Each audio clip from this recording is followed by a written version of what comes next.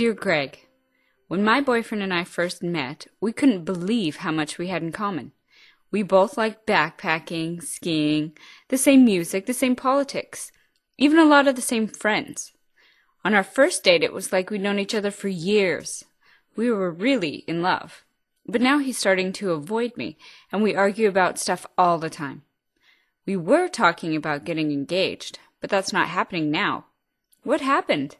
With all the things we had in common, I don't see how we could have gone this wrong. Contrary to much of what almost all of us have been told, it doesn't really matter how many things you have in common with a partner.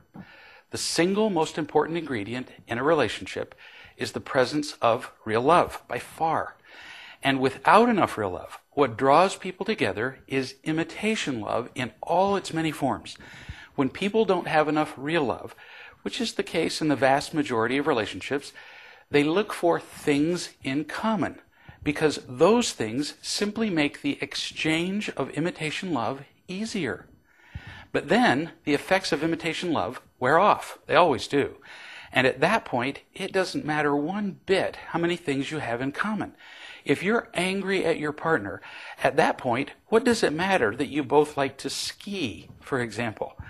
What really leads to a successful, loving relationship is your ability to be completely honest about yourself with your partner, sharing your faults, flaws, and fears, and to unconditionally care about your partner with all his or her faults, flaws, and fears.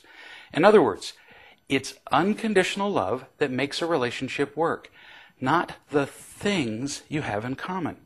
What we really want is loving relationships, where people care about our happiness no matter what we say or do, and where we can love them in the same way. No other activities, no hobbies, sports, or intellectual pursuits can ever compensate for an insufficient supply of real love.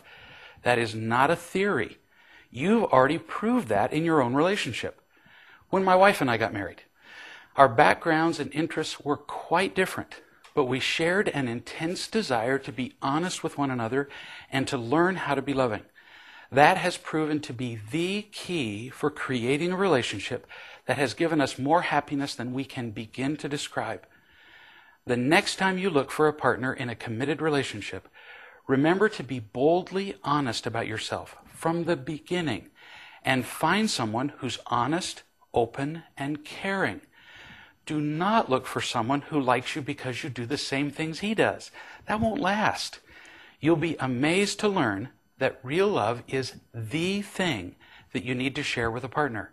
All the rest is just so much decoration.